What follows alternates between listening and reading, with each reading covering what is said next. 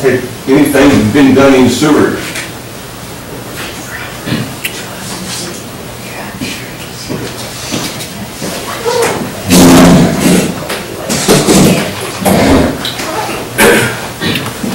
Most of our focus, frankly, has been on the audit that we had done prior to that from an operational standpoint.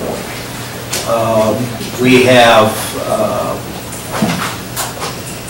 purchased and installed variable speed drives in a number of our applications, those type things. They're really more operational driven than, obviously from an energy standpoint, as opposed to lighting and stuff like. We have done some of those things. Our focus on that, well, we just redid the lighting in our conference room because we had 2 ballasts go out, and rather than buy 2 new ballasts, we just went and bought new fixtures that were more energy efficient.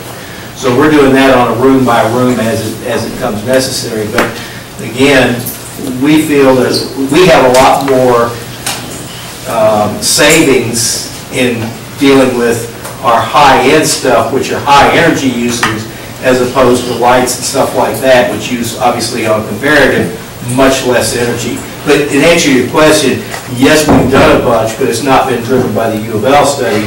It was driven by the prior operational study we did.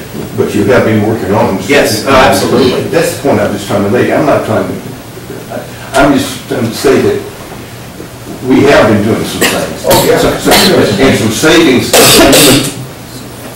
to address coming, I mean, did all these savings, if we've done this thing 4 years ago, we have some savings, honestly, because of some things that have been done without a sustainability report.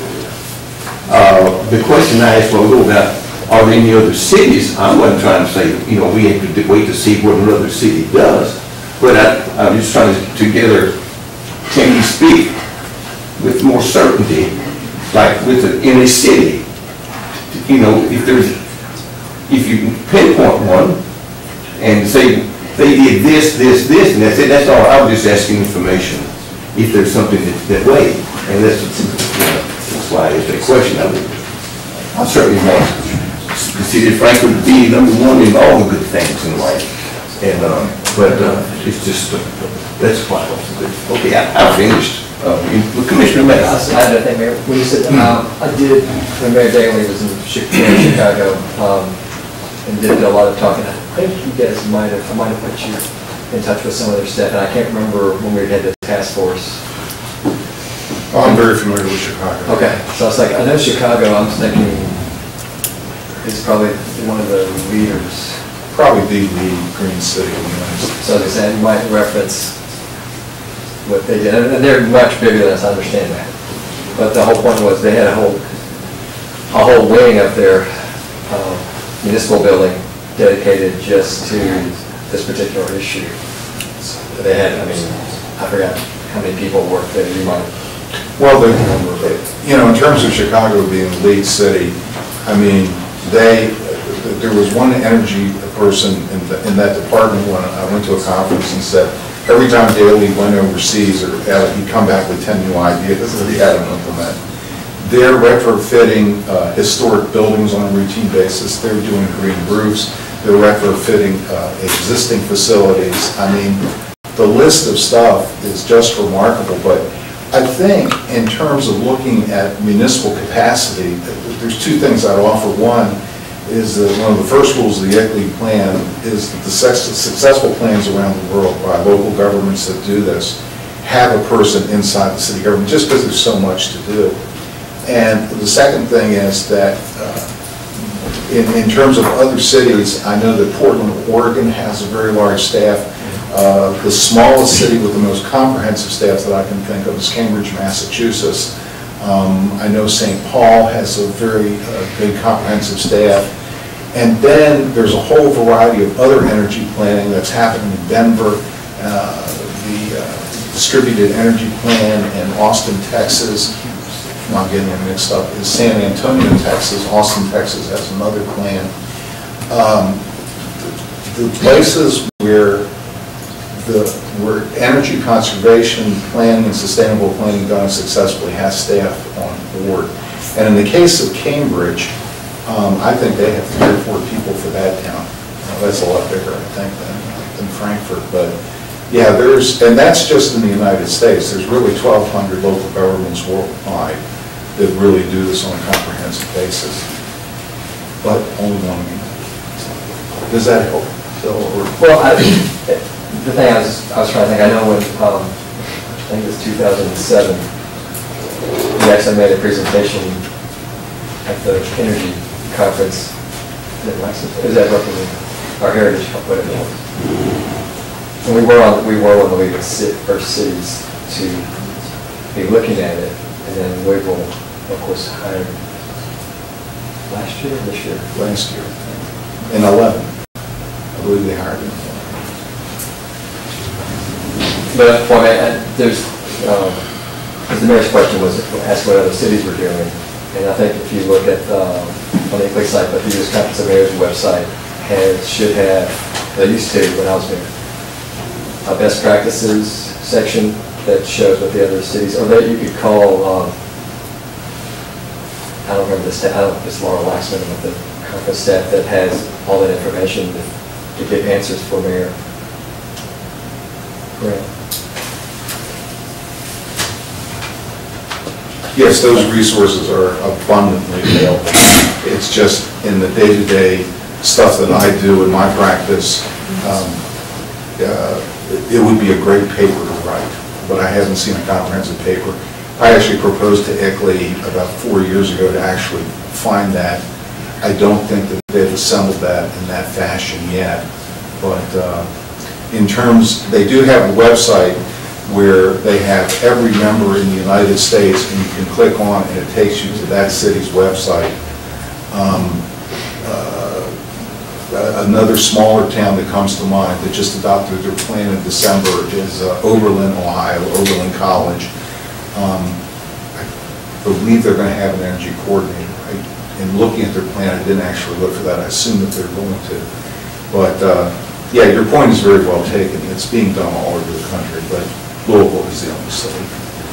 I wanted to just illustrate one of the things that in the Partnership for a Green City in Louisville has done. I think it's kind of hard to conceptualize the low-hanging fruit or the no-cost type energy savings that you can get. I think some people are under the misconception that to save money at all, you've got to spend a lot of money on upgrading fixtures or do all of these different things or buy new equipment and stuff like that. After the University of Louisville started tracking their buildings' energy use, one of the things they found out were that, obviously certain buildings that house just offices were having more energy consumption than others. When the energy coordinator started looking into it, he found that every single office has one of those little personal heaters that sit in there, jacking up the cost of and consuming energy. And something that the university, you don't think, well, that little heater consumes a lot of energy, but they sure do. And what the University of Louisville has now done is banned those little personal heaters campus-wide in offices, and the result is they're seeing massive savings. And I can't remember the exact percentage per building that they were saving, but it was just astronomical.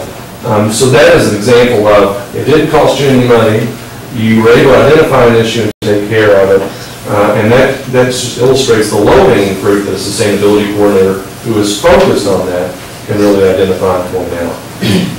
I can make just one more point, because I think that's an excellent point. And somebody wouldn't have been able to realize those savings if there hadn't been somebody dedicated to actually tracking and monitoring the month-to-month energy usage. So again, it did take a dedicated professional to get that done. The software is free. Yeah.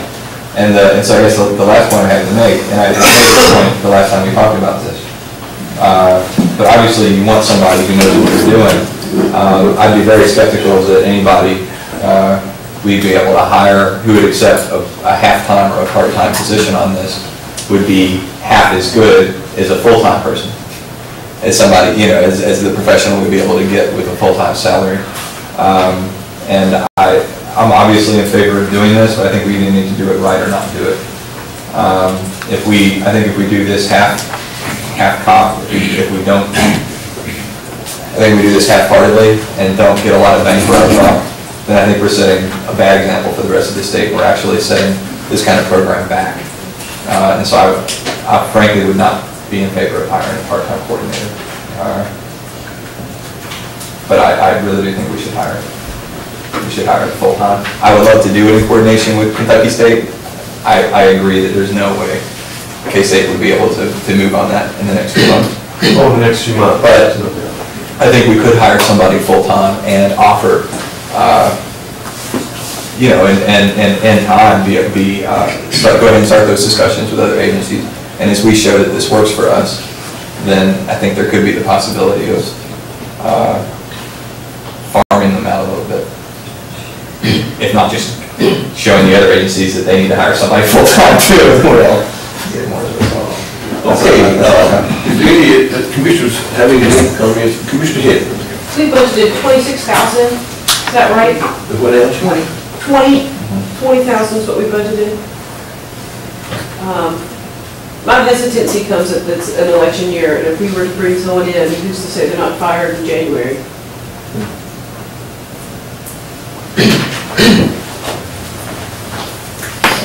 If they are, they are. That's true for any law we pass, any policy. Right. That's true for any and every single thing we do. Right. But if someone wanted to come in for a few months for a salary that we could get, but we know we budgeted 20, and a new commission comes in and fires them, I mean, that's the risk I guess we're taking as an employee trying to take the job. Well, presumably we would budget a full year salary into the next budget. So the 20,000 would fill us out for the rest of, would fill us out through June of this year. And then if we were to hire somebody full-time, then we would budget a full-time salary into next year's budget, which would carry through June of next year. And you're thinking 65 for a full-time? Is that, what's the? I would think 65 would be nice with the base salary plus fringes, not fringes, benefits. Sorry. I would think you'd be able to. I think it's still an employer's market. And I think that the other secret to a successful program is somebody that's committed. And I think the opportunity in Kentucky to do this in a landmark situation like this, I think you could probably put a package together. I mean, it'd be nice to be offered, you know, a higher salary. I don't know what Frankfort's benefit, so the base salary rate is, but I would think 65 would be in the neighborhood. Well, I mean, what we had budgeted presumably included. So initially, the 60,000, as discussed, and please correct me if I'm wrong, Randy, or Fred, that would have included salary and benefits. I would assume, yes. I mean, if not, then we did a horrible job budgeting. Yeah. So you're talking about paying somebody closer to, I mean, what, 45, 50? We thought about grade 78, wasn't it? At one time in one of the meetings, I wrote down and went back in my notes, somebody said 40 to 50 base plus fringe, and I just did some math on 45,000. The FICA and retirement would be about another 12,000 on top of that to take it to 57, and then you'd have health insurance costs, which would depend on what kind of policy the person took, would cost between 4 and 20. So all total, you're looking at from low 60s to mid 70s. So roughly around 65. Also, the comment, you know, about we have 20,000 in there now, and it wouldn't take a budget amendment to do that. We have already this year had budget amendments to the one we passed in June. There's something like $800,000. So yes, it's in there. 20,000's in there, but we've already taken 800,000 already. If we hire a full-time person that comes into and with benefits and all those things, and we're struggling with other considerations now. I know the majority is going to go with this problem, but that's just a concern that I have. Yeah. Sure, oh, yeah. We've been talking about the low-hanging fruit. Yeah. We haven't really talked much about the high-hanging fruit. And in addition to having this position, you also have the opportunity to have significant savings over time. And I'm talking order of magnitude 30% over a 15 or 20-year period. Now, you know, you have to think about this as an incremental ratio. But the one thing that I would offer in terms of municipal leverage for better positioning, to be able to meet, to be able to save money with better budgets, I think that this type of an investment in this position is one of the best investments that you could make. I'm hard pressed in terms of municipal finance to think of other areas where you have a bigger potential to save money. I'm just offering it as a comment. I think our grant writer is comparable. She brings in way more in grant money than her salary. But of course, the grants are her salary's one time, her grants are one time, so we're not having anything that compounds or builds over time. Right. Savings compound over time the same way interest does. Okay, could we, in order to move this thing along, what's the commission, how do we want to wrap this discussion up? Okay. I'm open. Can I ask one question? Mr. May. Since we have basically, we're going to end the first quarter of this, or the third quarter of this current fiscal year. You were looking at April, May, and June. So I think, based on what our staff is saying in terms of what we need to be budgeted, we actually could get by without doing a budget amendment in this current budget cycle. And then next budget cycle, which starts, or next fiscal year starts on July 1st, would be a completely different cycle. And I know it's just, again, the math is going to be the same. But in terms of how it affects the budget, my question would be to our finance director. We have $20,000 already budgeted, so it wouldn't require a budget amendment for this fiscal year because we've only got 1 quarter left. And I don't think they're going to start April 1st. I had to say so about your sister with that. She has a plan for you guys. So am I right if I say that? I just want to ask that question. And then city manager can answer that question too. Just the way we do our budget, that would not require a budget amendment based on what I'm thinking. Correct? I would not think so in the short term.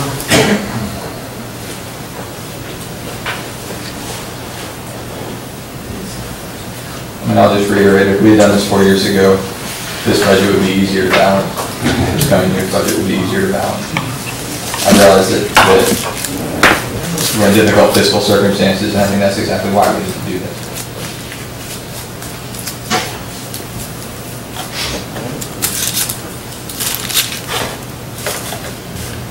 I'd be in favor, obviously, of us going ahead and directing staff to start advertising for a full-time position at the same salary we were prepared to pay a year ago.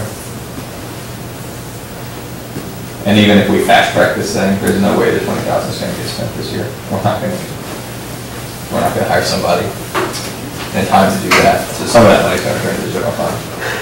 Either way. Commissioner May. Another question. Again, trying to do like the financial part about making this all work out. We could carry over whatever doesn't get spent to help with the.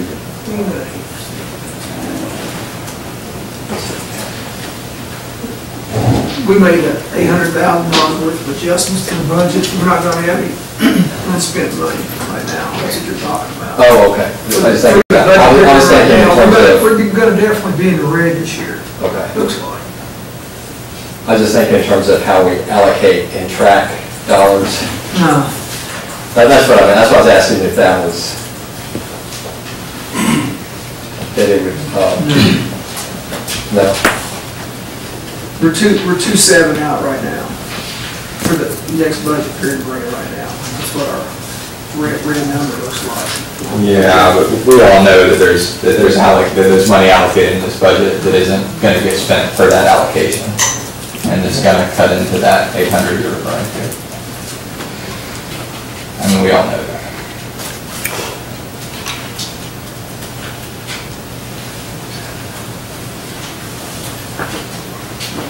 What's your pleasure, guys?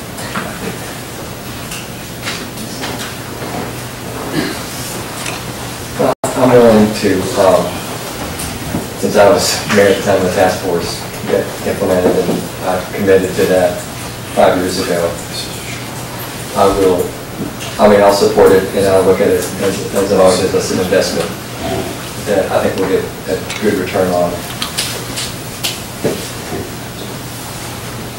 I don't know in terms of number of years, but I'm convinced that we will get a good investment, return on investment. I'm trying to wind up this discussion here right now. That's what mine too is here.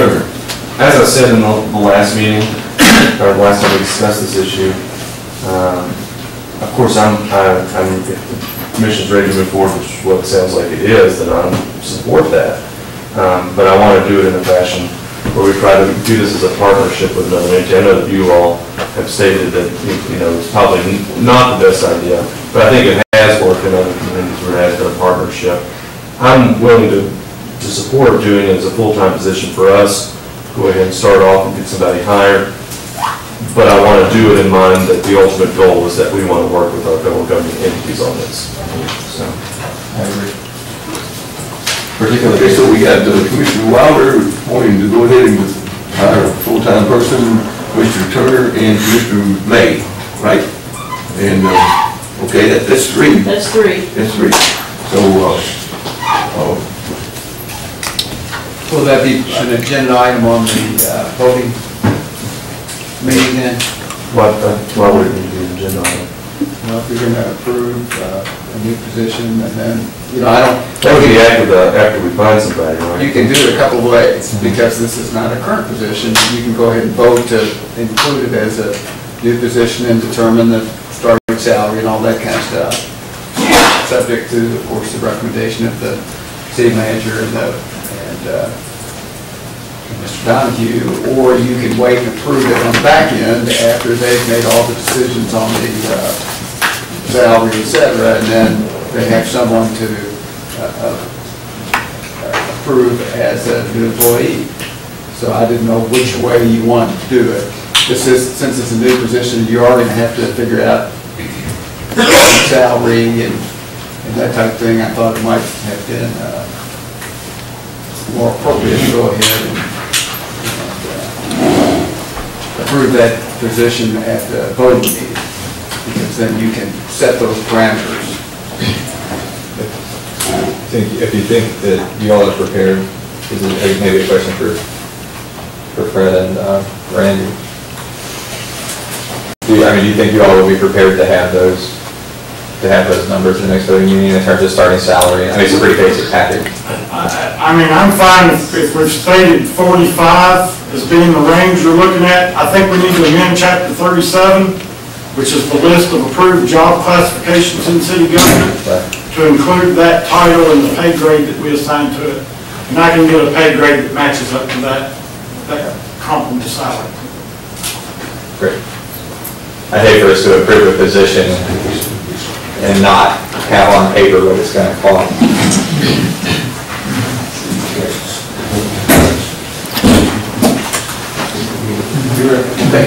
These are the comments and questions. And thank you all for coming. Thank you, sir. Thank you all very much. Okay, then, guys, what about we got some other people sitting back here. We jumped around. We still have,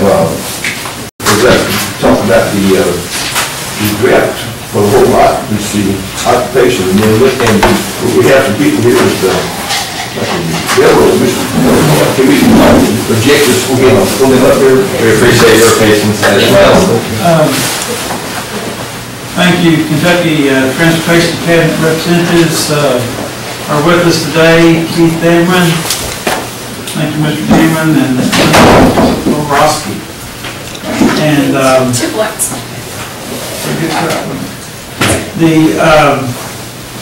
The issue that they were here to discuss with us today is about the crosswalks on Broadway that go from the end of the St. Clair Mall over to the old Capitol. Presently, there are 2 crosswalks, and the railroad has raised the level of the rails, and so those crosswalks do not comply with the ADA requirements right now. So they have a couple of options for us to look at. Okay. I believe before you speak, identify yourself so that they record up here. Lynn Soborowski with the Transportation Cabinet Division of Planning. Our division is actually the project manager for the Tiger Grant that R.J. Corman received to do some maintenance to their track. The purpose of the grant was to improve the track so that more freight could go on rail and therefore improve conditions. As one of the things that the reason that they raised the elevation of the track was because it was in a bowl between the tunnel and the bridge. The elevation had gone down, and so they raised the elevation of the track to improve to take the tension off the track, to make it last longer, as well as to improve drainage. But the problem with it doing that is that it did raise the track such that the crossing there does not meet current ADA guidelines. And so what we have presented to you on the first page shows exactly what we have today, and it's actually what was there about a year ago when Google Maps made their print. The second page shows the 2 alternatives. Alternative 0 is Corman lowering the track back down to what it was before. That's actually contrary to the purpose of the grant as well as against Federal Railroad Administration's guidelines. So that's really not something that we want to do. So the 2 action items that we could do is number 1 is to improve one of the crossings. The idea by improving one of the crossings is that the second crossing would actually be eliminated. It would disappear. This one would no longer be here. And we would replace it with just one in this area. To replace the crossing, we are looking at the possibility of using instead of a bump, we're looking at using a table. The idea of this is that it would reduce, especially if we did 2 of them, it would be a bump and a bump. And that's not comfortable or safe for any of the traffic across that area. So we're looking at the possibility of putting in more of a speed, some might call it actually a speed table. This is actually put in for pedestrian purposes, so we're calling it a pedestrian table. And it would, trapezoidal on the side is mainly just for the elevation. It's a lot more elevation difference here, closer to the track than it is, and it would actually fit ADA guidelines by the time it hit the sidewalks. So we'd be able to hit that 13.5% grade that's allowed for repair. The idea that we're presenting you today is whether we want to do 1 or 2 of the crossings. The 2 would go all the way across and connect the 2, whereas the 1 we would probably do the one in front of Serafini's. It's easier to actually make the grade at that point, and so the elevation change would be less than if we did both. But that's kind of what we're looking at. I brought the laptop here to mainly point out this. You'll see here kind of a blue line on this screen, and that will be the raising of the curb that you actually see there today. We'd have to raise the curb above that of the track. And the idea is that between the 2 crossings, this would still be the actual block and grade. This would not be filled in with asphalt. You would not be able to cross in the middle easily. You would still only cross at the 2 designated crossing areas.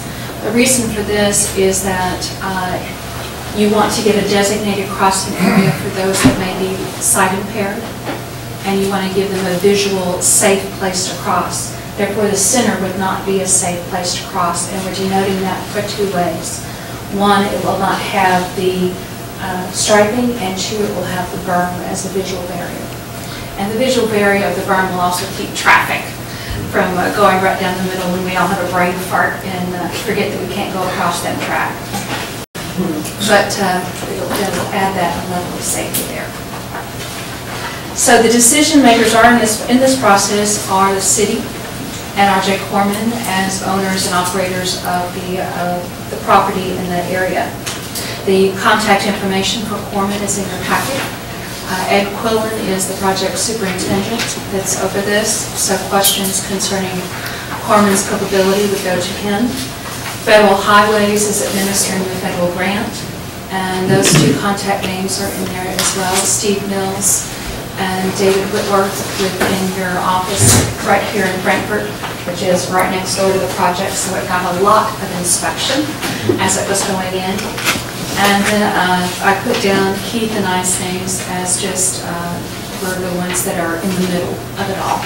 We have no dog in the fight except that we can't close the contract until this is brought to ADA regulations.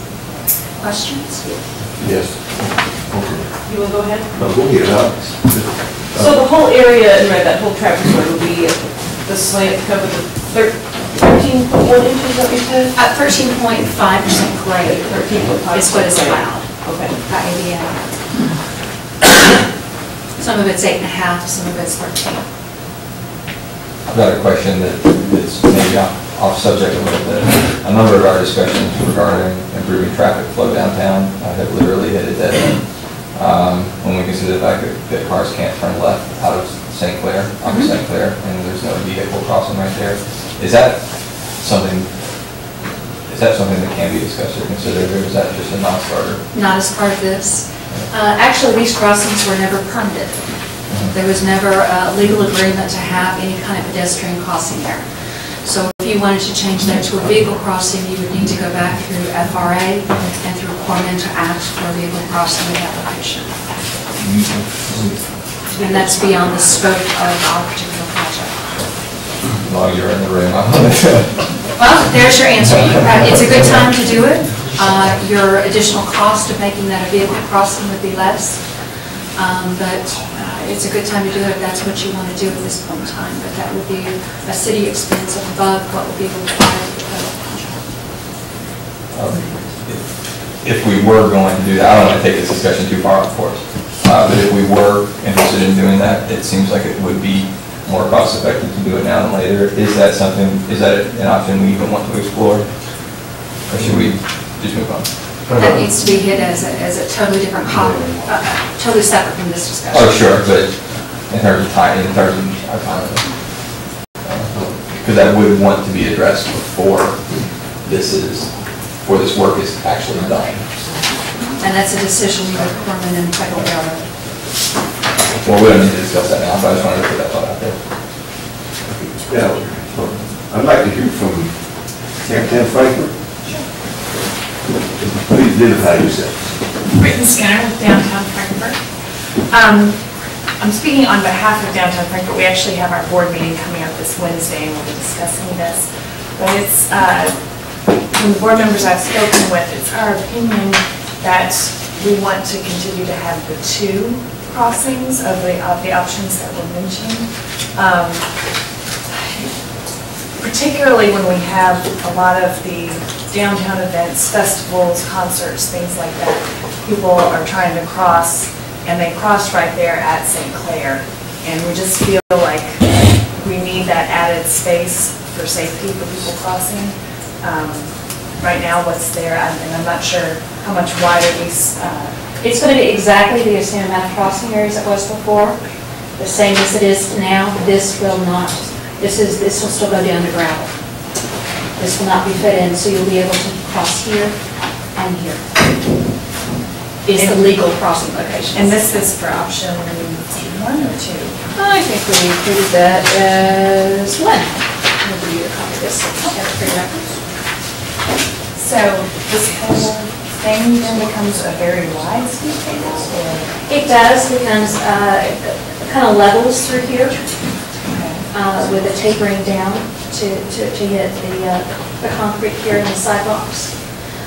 But And, So you continue to have 2 pedestrian access points across. right, those are your only access points that are legal crossing points. And so what's the difference between that and option 2? That one is this one. Okay. Just be one.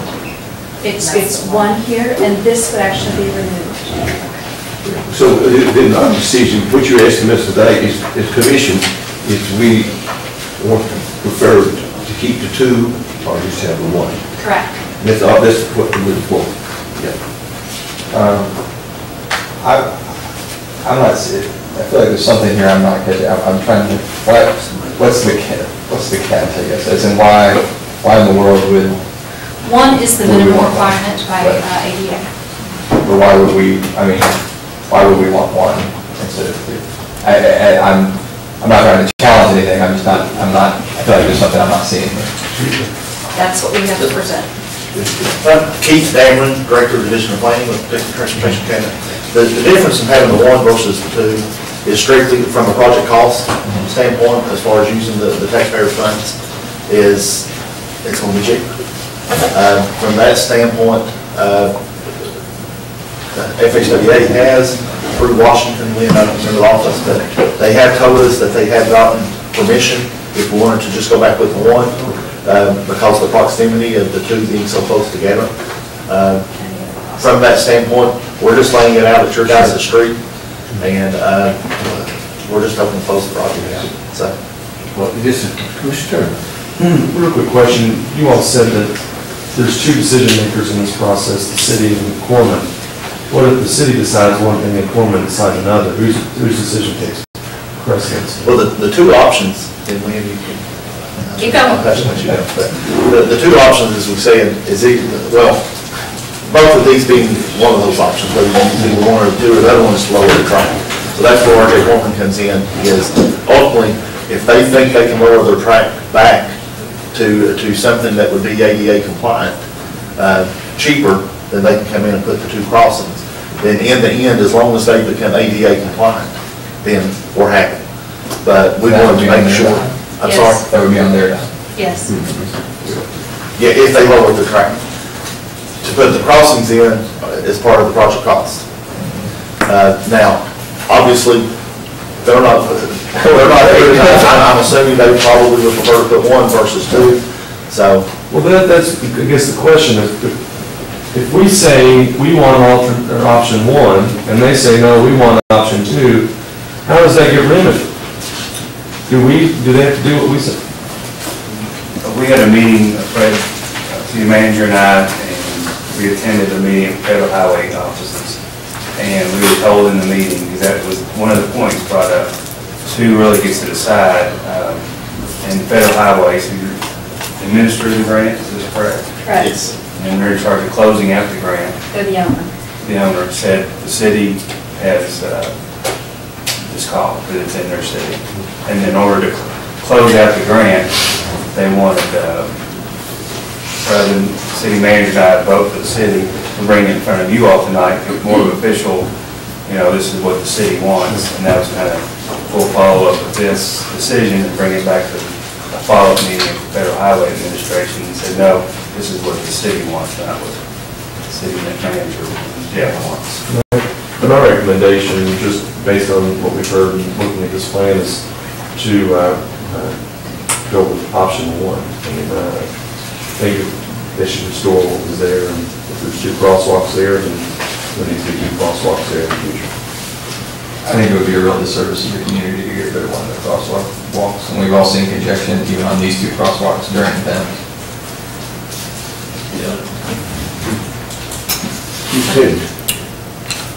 I like symmetry on them. One. Okay, I think you got it. Keep 2 of them, okay? Okay. So I got that for me. Thank you all. Being so patient. It's hard to say.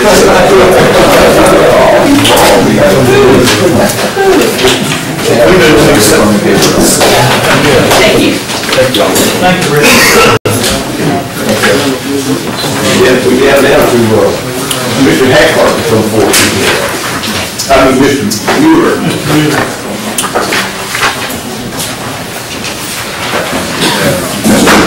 Okay, now, Mr. Mueller, we're down to talk about the rep for the home occupation amendment. Yes. All right, sir. I read it to you an hour ago. This is our proposal. This is a zoning ordinance, and zoning ordinances require the planning commission's recommendation, and before they make their recommendation, it goes before the zoning committee.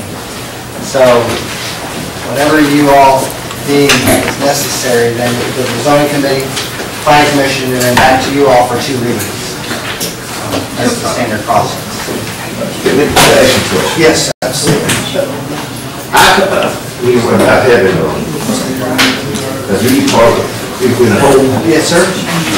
I was talking to a person that used to have, beauty chair or whatever in the basement, and said they started it back in 1984, and they had to get a conditional use permit at that time. Okay. In 1984, and then it was inspected by the State Cosmetology Board and different ones over time. And then in 2004, she decided to go out of business. And she was told by someone from the Cosmetology Board that, now, if you give up this, if you go out of business now, you will not be able to come back in and have a beauty parlor in your home. Now, is that true? I don't know what the laws of the cosmetology barber salon are. As far as the city, we do not allow it today, period, anywhere. Well, I'm saying even what I'm most concerned is, if we get this here and say you can, there may be... With approvals, conditions. Yeah, condition. I just want to... They still might get shut down by the state level or the other... I just thought that, maybe I'll look at that at the state and see what the requirements are on that. There may be some restrictions on that. Yes. I can only speak as a licensed massage therapist from this aspect, but licensed massage therapy in 2004 had become licensed in order to practice. So there are state regulations that you have to meet, and they can come in at any point in time to your line of work and see if you're compliant or not. Yeah, I don't know if that's the same. I don't know if beauty school did the same thing in 2004. I'm not speaking against it. I'm just simply saying, right. So check the KRS to see before we try to move too far ahead on this, to see if there are some... Be happy to do that.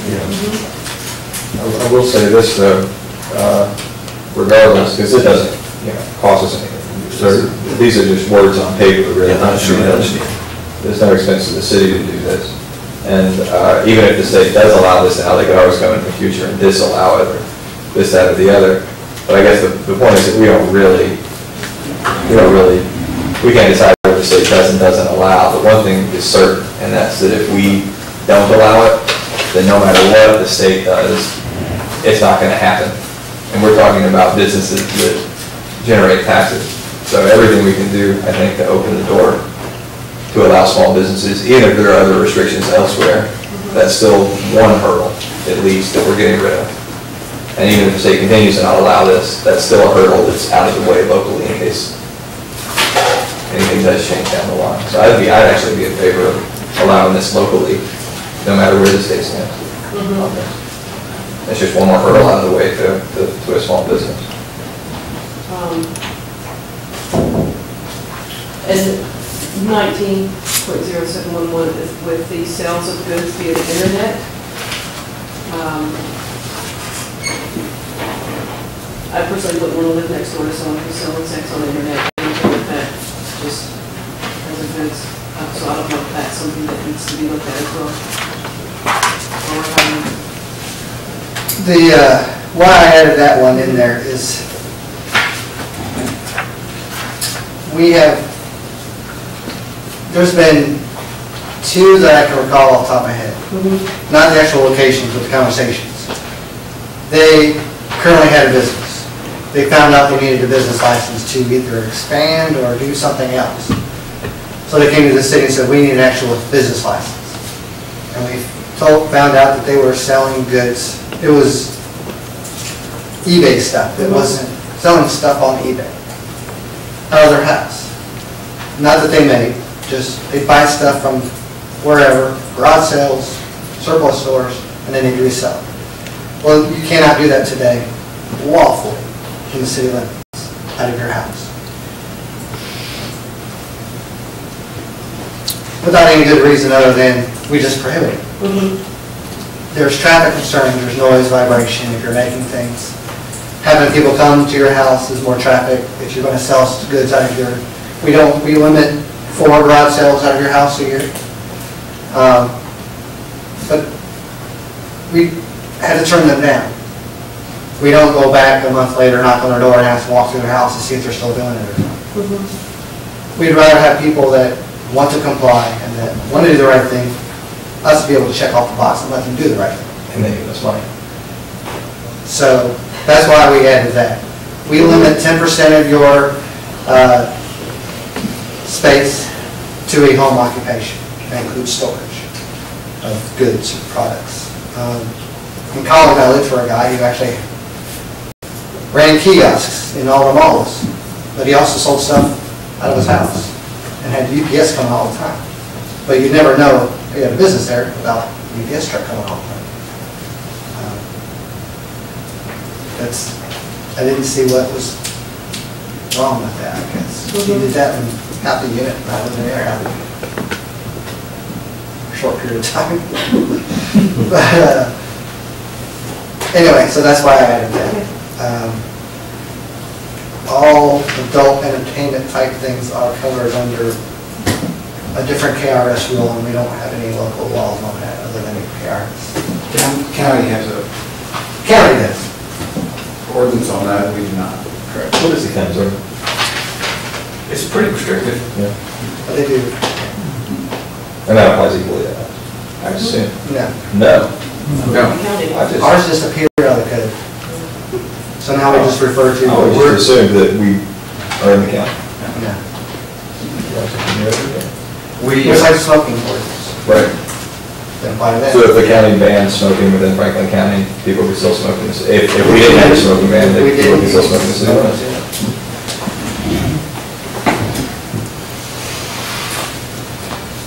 And that's the proposal for you all.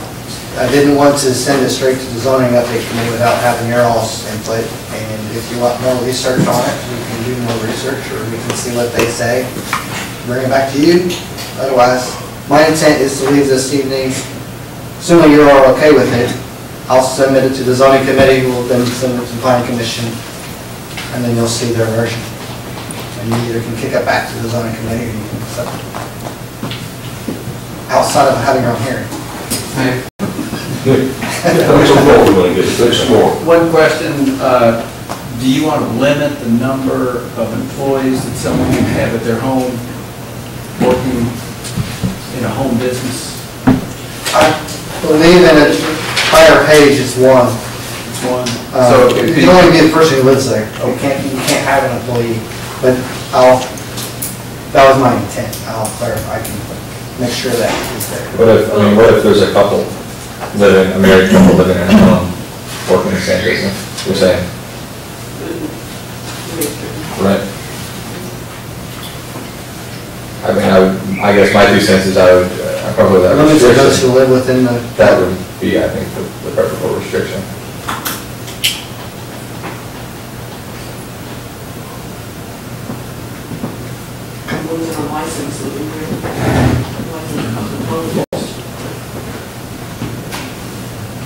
And that's kind of the fact that. We typically don't require, if you want to open up a barber shop in a commercial business, we don't require you to provide evidence that you have a state license or any other license. You just get a city business license. Right. So- But a state board would come in. Right. I would think so. I would hope so. You'd hope so. That's where we're at. Okay, there's that cool? Cool. Okay, no, thank you. The county does not allow beauty and barber shops, and I don't think they're planning on changing that rule, plus you know, also. All right, thank you. I've got the next one too. Okay, the city representative, joint land use.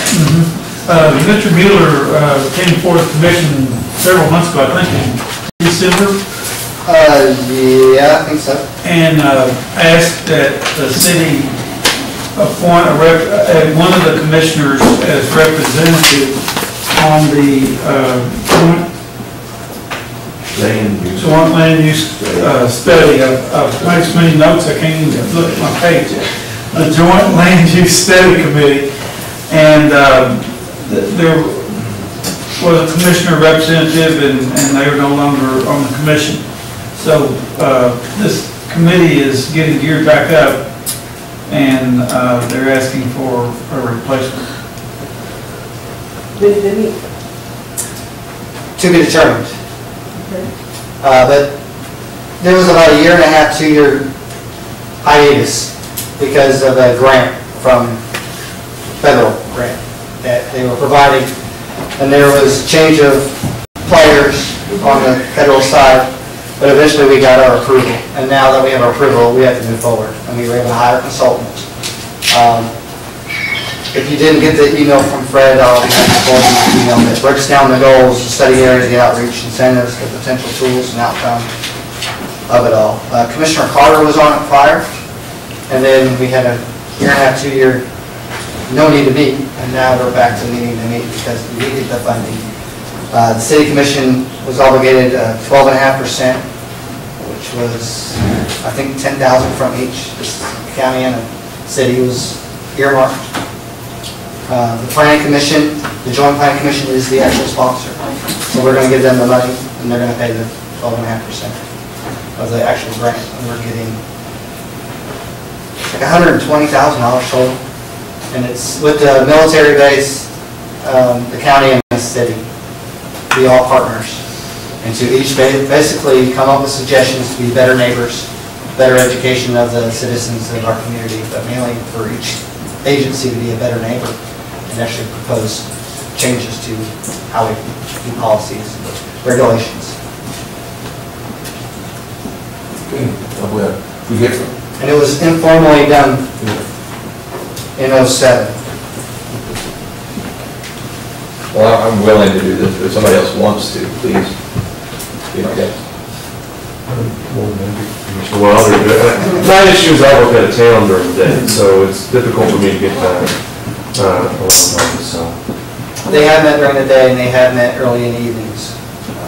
That's my concern too. I don't get off work typically about 6:30 at night, so. And Commissioner May? I'm fine with what everybody wants to do. If someone wants to volunteer for it.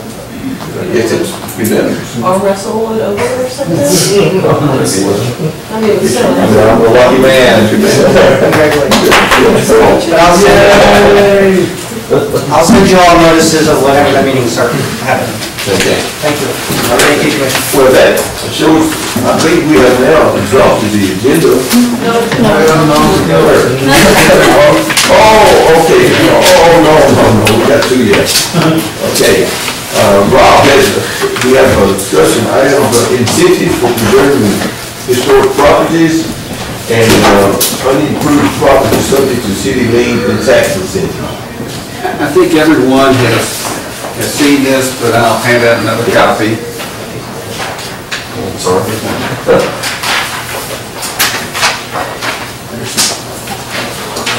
And Fred already has one. At the request of the commission, I reviewed the information that I could locate concerning tax incentives for historic properties, and that involved talking with the Kentucky Heritage Council, folks there, actually talked to Jen Williamson, and then also did a lot of review of the applicable statutes, and then a lot of Google.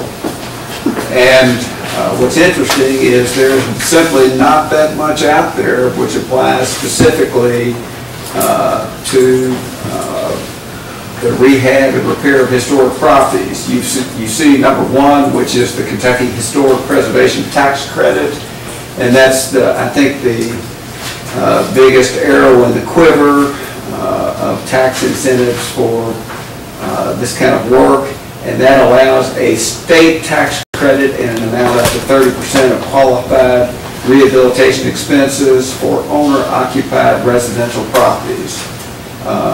In that same Kentucky Historic Preservation Tax Credit, you can get a tax credit of up to 20% for all other properties of qualified rehabilitation expenses. I want to point out that in talking with Ms. Williamson, she indicated that this program is not being fully funded right now, and that in the last couple of years what they've seen is that the maximum amount of funding that they've gotten from the legislature actually allows a tax credit of about 15% for residential properties and about 10% for all other properties. And again, as a tax credit, that's a dollar for dollar credit against income tax that you would otherwise owe. So that's a good tax credit if you owe taxes. If you don't owe taxes, it's not that good, although you can carry it forward for several years. If you don't have owe taxes in, say, 2012, if you're going to owe taxes in 2013 or 2014, you can't carry that credit forward. You also have the Federal Historic Rehabilitation Tax Credit, and that's a federal tax credit in an amount up to 20% of certified rehabilitation expenses for income-producing properties listed in or eligible for the National Register. And again, owner-occupied residences are not eligible for that federal tax credit. One other thing that the city has had in the past, number 3, is the city may, by ordinance, establish a program granting property tax assessment or reassessment moratoriums for existing residential properties or commercial facilities. So what that would mean is that if someone spends $40,000 to repair or rehab their home, the city could, by ordinance, they could pass an ordinance that says, well, if you're going to spend that kind of money on rehabbing your home, then we're going to defer the increase of your tax assessment for up to 5 years. So instead of you paying taxes on, let's say your home is worth $100,000, with the upgrades is now a fair market value of $150,000. If the city chose to do so, if y'all chose to do so, you could limit for 5 years the increase from $100,000 to the now $150,000 fair market value. Of course, that saves property taxes, which is certainly good for the homeowner. We currently have that ordinance adopted by the city, and we have an application for that process that's currently in the books. And I believe there's 4 properties in the 10 years I've been here that have applied for it and received that benefit. And what do we offer, full value for 5 years? Well, if they improve assessed value, yes. They basically freeze the current EPA value. It's the max according to KRS, basically. I believe so, yes. And of course, one of the, I guess, devil's in the details, as always, but one of the issues is that, let's say your home is presently assessed for $100,000, you spend $50,000 repairing it or rehabbing it. That doesn't mean the assessed value would automatically increase that much. I mean, the factor of everything does. Yeah. Right. It's normally when you do improvements, you don't get dollar for dollar. Am I correct in understanding that we're actually limited by state law? We can't provide any more incentive than we already do? Is that? That's a good question. When you look at, if you, for instance, implement a broad program to help low-income families, I think that you can do more. But I don't know that you can specifically designate only for owner-occupied historic homes well, let me leave it as, that's a good question. I've researched KLC and couldn't find anything on that. Are current incentives limited to owner-occupied? No. Because you can do residential all of them properties or require all facilities. businesses. None of them are single-family residences. Mr. Zagalis has two of them, on two different properties. Or had two of them. And I guess the question is this, what kind of tax incentives would you want to grant for historic properties over and above what we already do? For example, we do have, we were able to take advantage of the home program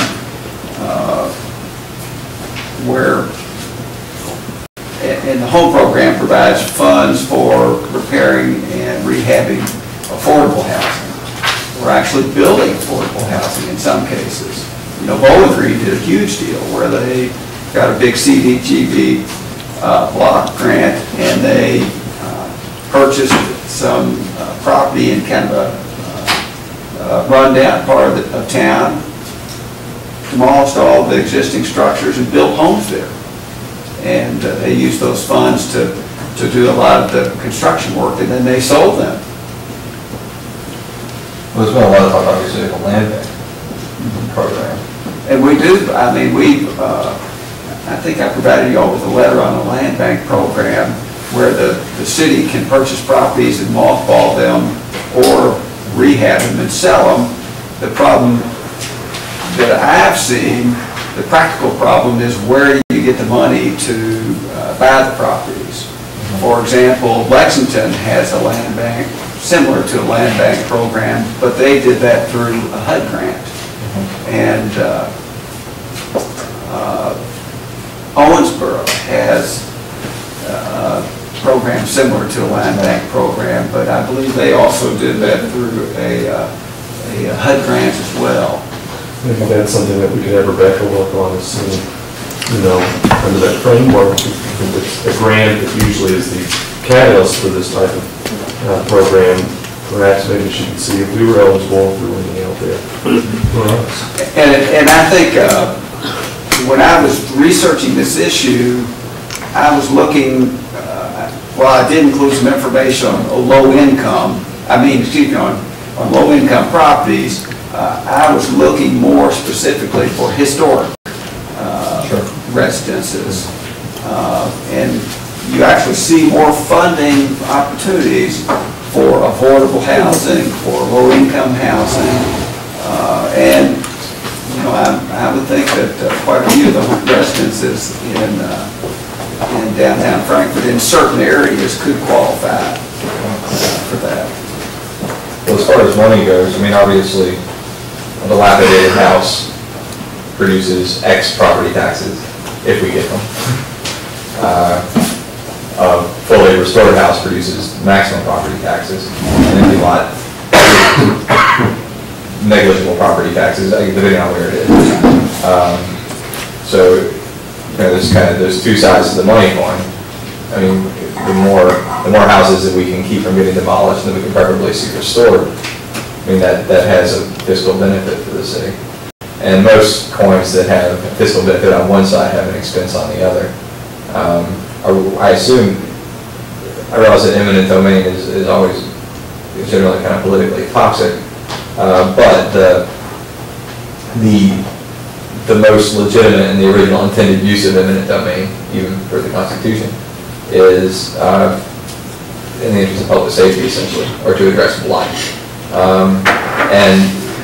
The Constitution doesn't go there, but the point, which amendment is it? Is it the 4th or 14th? On the right of eminent domain, specifically about statute. Right, you are sure, but in the federal Constitution, in the I think all they have to say on the matter is that, all they have to say on the matter is that the government can claim property. They just had to pay fair value for it. We're talking about dilapidated properties, we're not talking about a lot of money. Well, one thing is, there are very many studies out there that say that a good investment in your city is to provide for the repair and rehab of historic properties. I mean, when you research this area at all, you'll see a lot of papers that talk about, you get a lot of bang for your buck when the city spends money that helps people rehab and repair their properties.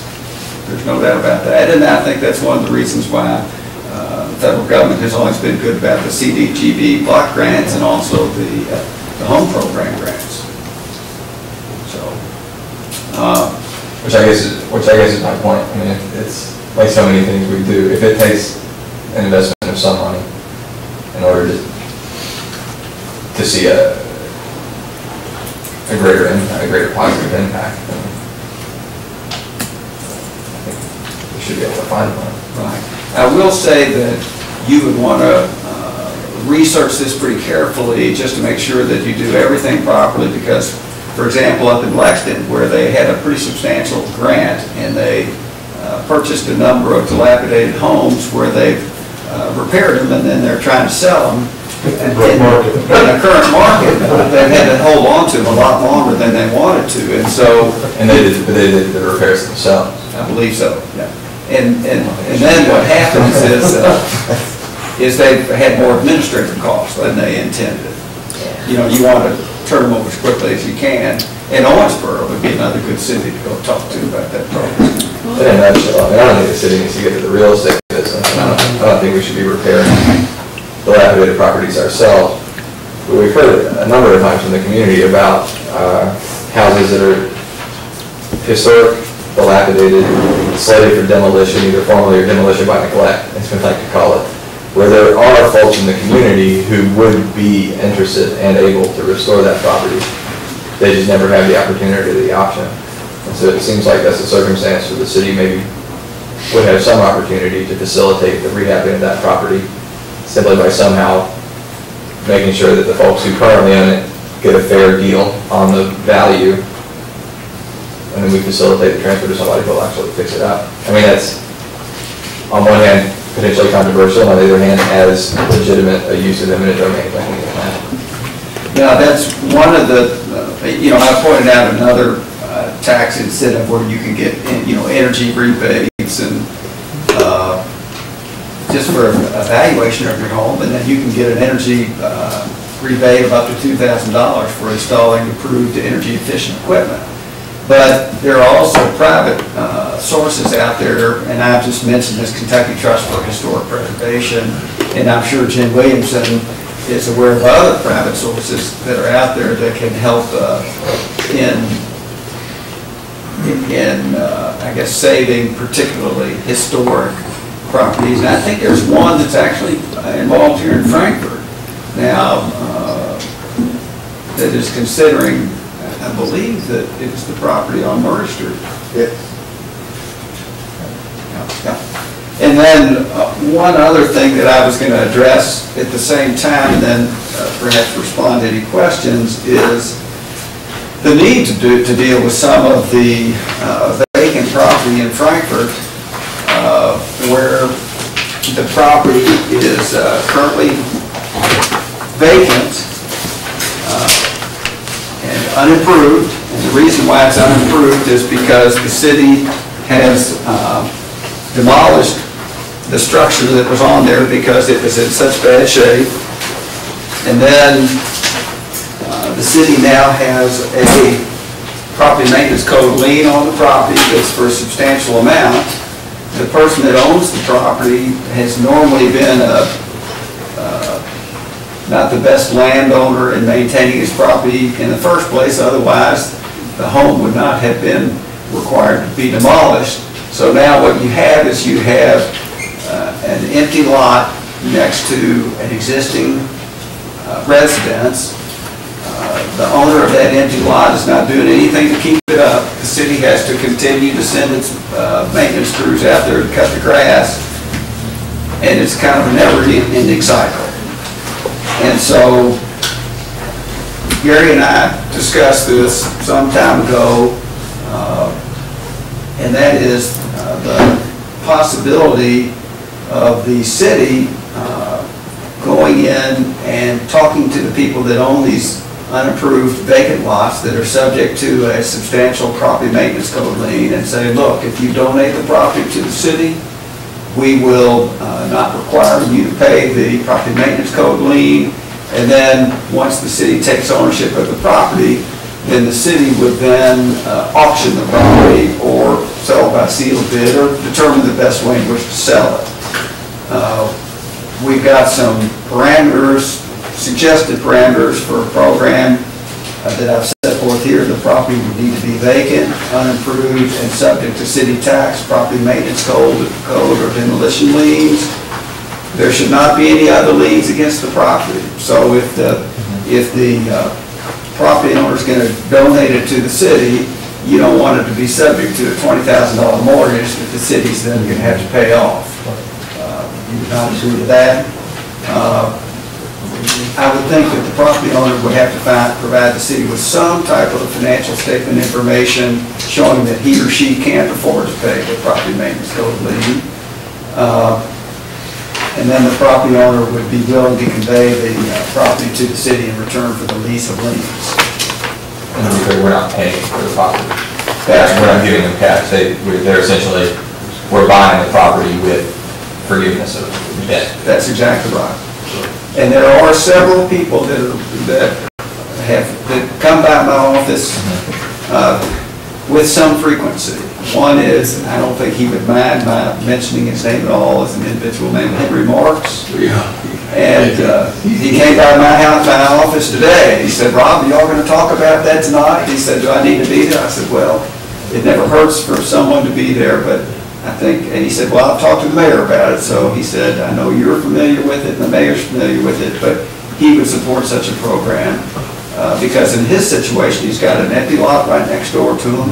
It was purchased by the bank at the foreclosure sale, if I recall correctly. The bank now has a piece of property that's subject to an $8,000 or $9,000 property maintenance code lien. They're not doing anything to the property. So Mr. Marks and his next door neighbors are having to maintain it. So it's just it's a way to get, as you just described a few minutes ago, to get properties back into the economy where it's going to be hopefully improved, perhaps with the home. If it's not improved, at least the city's not going to have to pay to maintain it anymore. You are going to be able to get property tax paid off it, and it removes an eyesore. So I think it would fit hand in glove with your all's concern about making sure that historic properties in town are not demolished by neglect. Well, when somebody buys a vacant property and builds a house on it or something like that, increases not only their property value, but for the entire neighborhood or the city. Well, and that's one of the points I think we're always making about the effects of historical renovation economically, is that we're not just talking about the tax revenue that's generated there. One of the best things you can do for a neighborhood is take the worst house. One of the best things you can do for a block is take the worst house on a block and fix it up. That helps the entire block starts paying more taxes as a result. But in a good way, because their value goes up. I mean, it's not. Were they able to sell their house that they weren't able to sell prior because of what was next door? Sure. I mean, we're having a hard time selling our house on Murray Street because it's next to a kid-dead property that's just kind of sitting in limbo right now. I know a lot of folks have that sort of problem. But I think this is a great idea. Yeah, I do. I think this is great policy. Yeah. Well, do you all want us to try and put together a policy that's a little bit more formal than this, and then bring it to it doesn't have to go in as an ordinance, I don't think. It could go as an ordinance, but provided in a little more structured framework with a recommendation on whether to do it just as a policy or as an ordinance. I would be supportive of that. Absolutely, I didn't think it's an ordinance, just to make it harder to get rid of it. All right.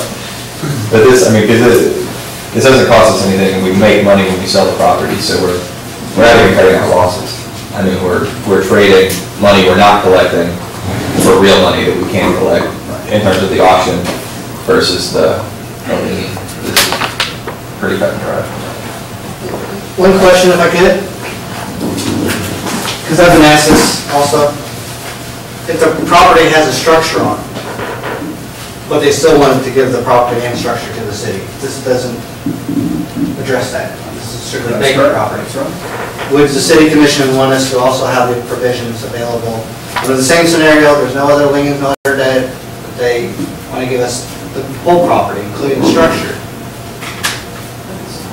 I would support that. You do need to be aware though that, and we have to have some guidelines on property that you accept, but you have to be, you don't want someone to give you just a horrible piece of property that they give it to you, you wash out any liens, and then you move to sell it, and nobody comes. No one comes to the auction. So now it's the city's property, and perhaps at that point, you just go ahead and demolish it and sell it as a vacant lot anyway. We had exercise of discretion, certainly. I mean, we joked that John Gray bought the old wife for $1 at a loss. We don't want to figure out any holes. Okay. Well, we'll proceed with that then. Thank you. Thank you. Yeah, I believe we're down to we've completed the agenda. What's going on? I would just like to add that we still have a parking garage for sale. And if anybody's out there in television land is interested in a parking garage, we're still taking bids on that until March 15th at 2 p.m. Okay, all right. And there seems to be a lot of interest, so you should probably bid really high. Hot property. Hot topic. Okay, Commissioner Hayden. Two things I would like to bring up. I'm a huge NCAA fan myself, and I love being able to wear my team colors, and I don't know if the commission would like to allow employees to support their team during this NCAA time. As long as they wear red and black, that's all. I'm for that. Western color. Just during the tournament. I don't know if the department heads would be willing to do that, but I enjoy wearing my team colors to work when I get the chance. So, black and gold. Can you pull somebody over in a sweatshirt? Bust open like your Duke shirt underneath there or something? I don't believe I would. I don't have any objection for non-uniform. Yeah, non-uniform employees. I agree. Just for the duration of the tournament? Just for the tournament. Until their team loses. Mm-hmm. Gosh, there's so much blue going on. I'm kidding, I'm kidding. And I have one more thing. I would like to. Yes, sir, I mean. Got it. Request to go into closed session via KRS 61.810 subsection one subsection F to discuss personnel. Is there a second for that? Second. Second. Call roll. Commissioner Wilder? Yes. Commissioner Hadden? Yes. Commissioner Turner? Yes. Commissioner May? Yes. Mayor Green? Yes. Okay, I'm going to close that.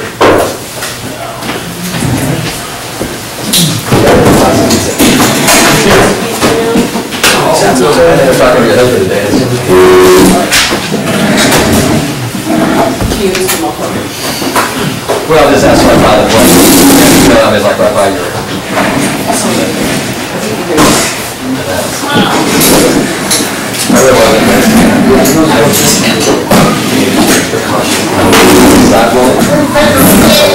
Has the need for security passed? Can I go home?